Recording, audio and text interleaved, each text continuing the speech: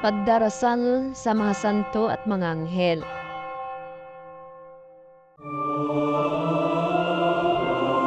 Ang ating pagdarasal sa mga santo at mga anghel, kailangan natin banggitin ang kanilang pangalan.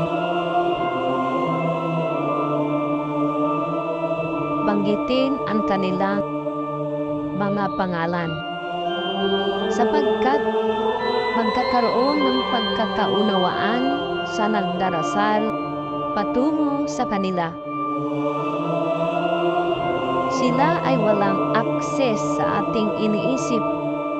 Uulitin ko po, walang akses sa ating pag-iisip. Kaya nga po, pag nagrurosaryo ho tayo, dagling mapupunta agad ito sa mahal na ina. Sapagkat parang pipeline po ito, nadadaloy mismo sa kanya ang dasalin. Automatically, sa kanila dadaloy ang ating panawagan o panalangin